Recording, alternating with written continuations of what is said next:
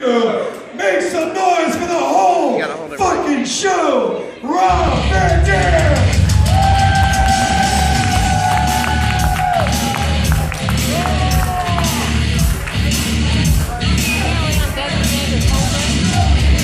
Make some noise!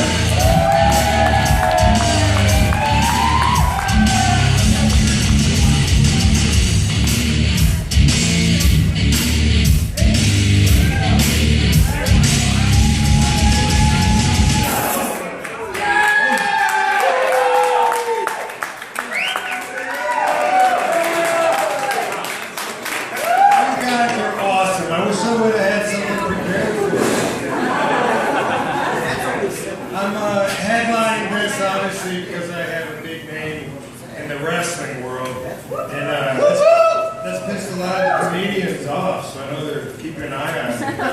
They even threatened to all line up backstage after the show and get their asses kicked one by one. I don't know if they really mean it or not. Let's see what happens. So I do this sometimes, it's fun. I don't really consider myself a comedian per se. After this experience, they will you.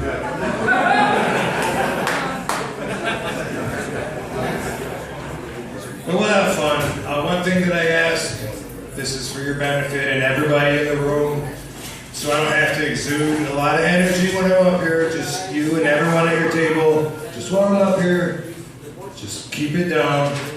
Your level of expectations, just keep your expectations to a minimum and we're good. Because I don't want to work hard. You kidding me? What, am I trying to pursue this like a professional comedian? There are people like that. Can you imagine? Kind of a sick, demented fuck. I already have a job. I'm a pro wrestler.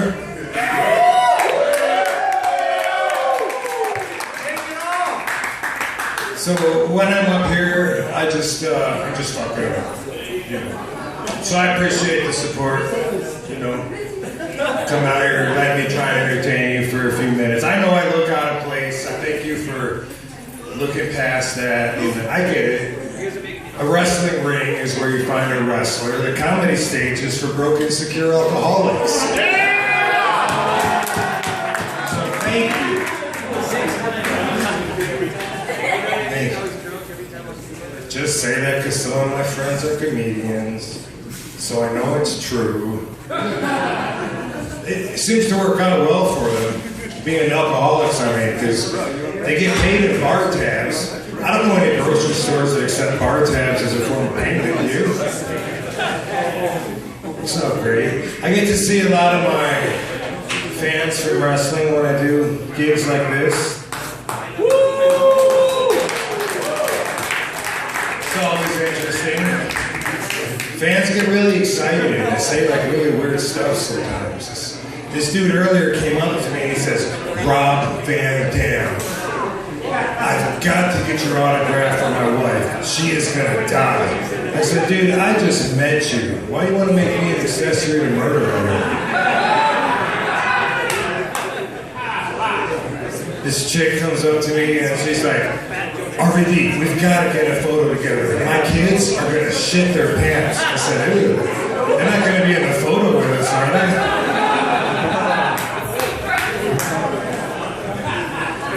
She said, "No. How long have you been growing your hair?"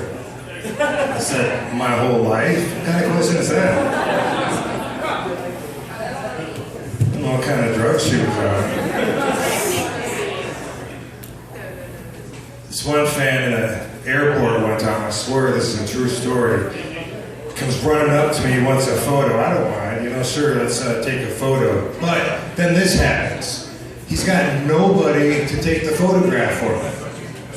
I'm just minding my own business, trying to get to my gate, and now I got this guy here trying to get a photo, so he's like, "Oh, okay, hold on, I'll get the..." "Excuse me, sir, would you mind..." "Oh, okay, that's clear." "Hey, excuse me." Hey, excuse me, I feel now, after a while, like I gotta help this guy out just so I can get to my fucking gate. So now I'm in on it, you know? I'm like, oh, excuse me, would you mind taking this photo for him? No, you're not comfortable, but that's fine, that's fine. Hey, buddy, hey, you weren't even on the phone. I just saw you put that up to your ear when you saw us coming, motherfucker. God.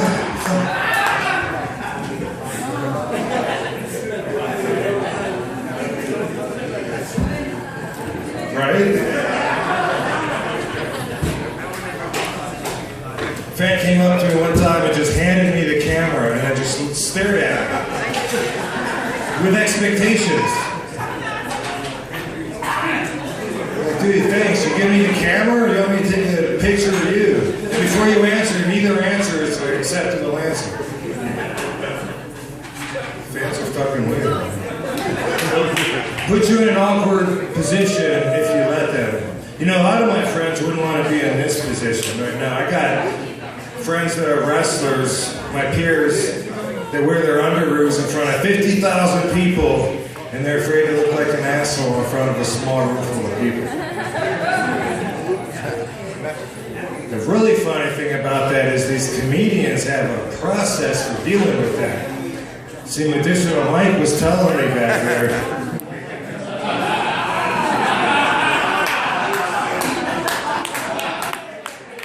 He said, Rob, when you go out there, man, all those people out there, they're the assholes. I said, Medicinal Mike, those are good people. Why do you want to put them down? And talk about it. He said, no, fuck that. You do this right, you'll have them eating out of your hands, controlling them like a puppet. Why would I want to do that? He goes, oh, Rob, listen to me. If things get sketchy out there, just say this to him. Just do this, Rob. You're a great audience. Give yourselves a big round of applause. He was right. It works.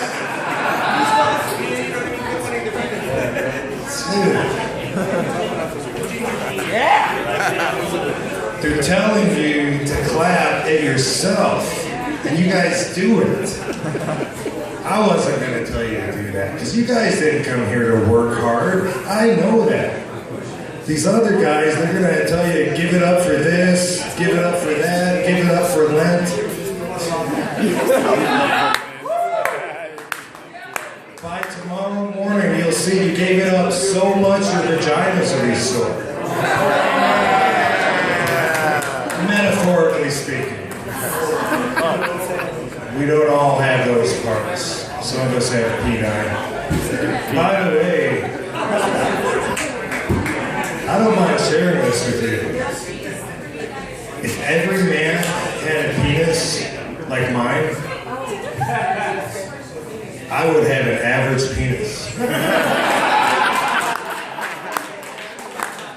That's the way it works.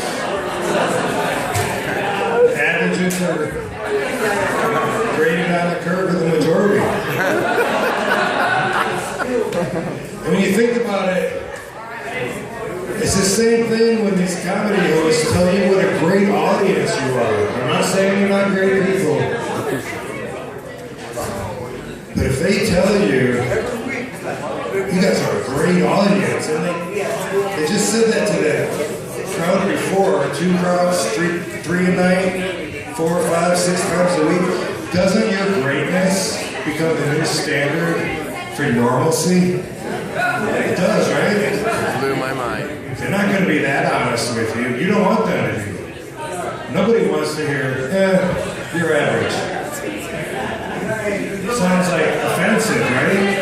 As if there's like some reason to take pride in being an outstanding audience. What is that? It's a group effort and a collective reward. You guys probably don't all even know each other.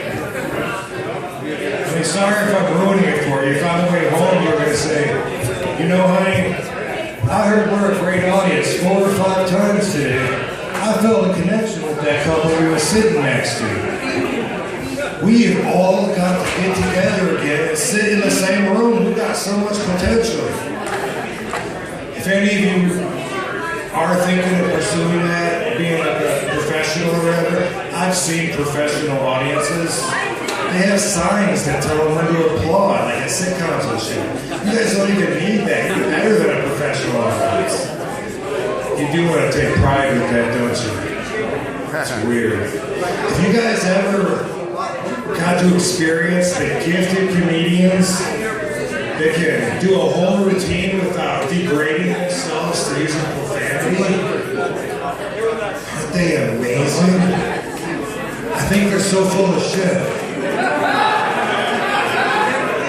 Because all they really did was they created a word replacement game out of their material.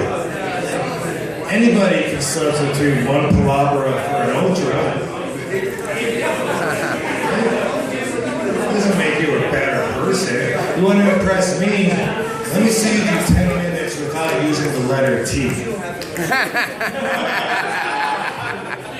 I would bow down to that. That would be very impressive. Because anybody can say doo-doo instead of shit. They just don't want to sound like a 5-year-old. Try it. You're a doo-doo head. No, you're a doo-doo head.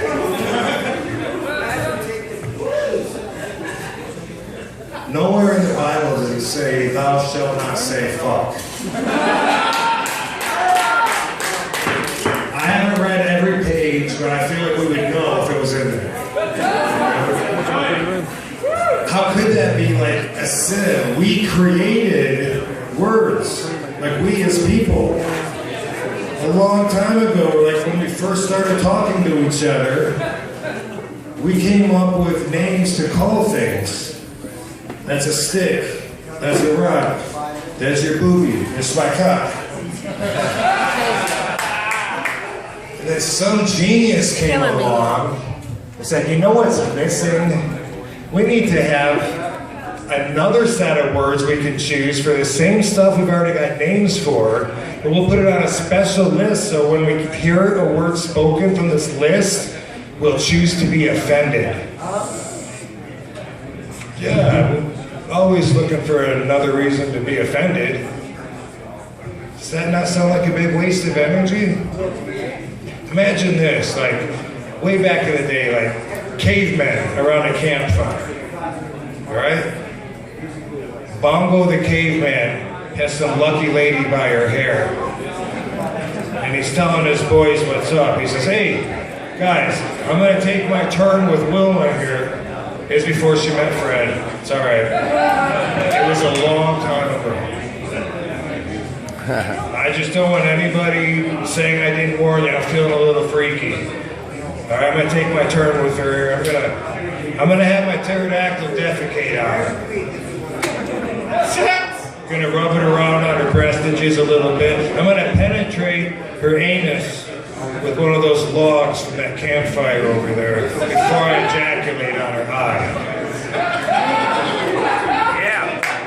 Rocco's like, hey Bongo man. He kind of sounds like Tommy, I don't know.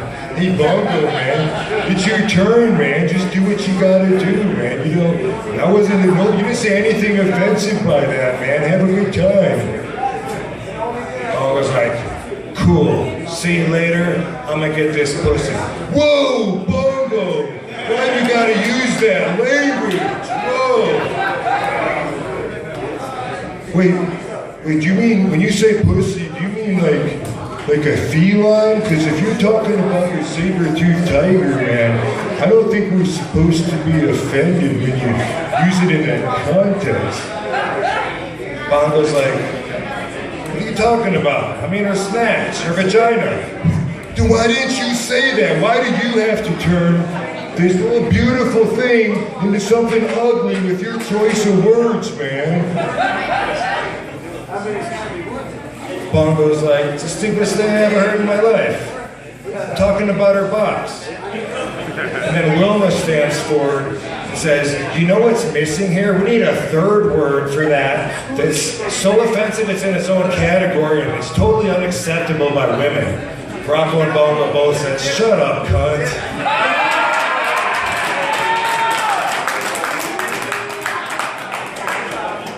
The dirtiest of the dirty words. Should be the content is the point, not the words. I don't feel dirty for using adult language. To feel dirty, I would have to, it would require some kind of perverse action on my part. Like those creeps that masturbate at work, but I'm not going to do that. And how am I going to get away with that in the middle of a jam-packed 20,000 seat arena? Can you imagine? Don't imagine. Please. I have to be careful of what I talk about, because a lot of my fans are kids, and they're impressionable. They're young. They look up to me like a role model, but right, they're not here, so fuck them, right?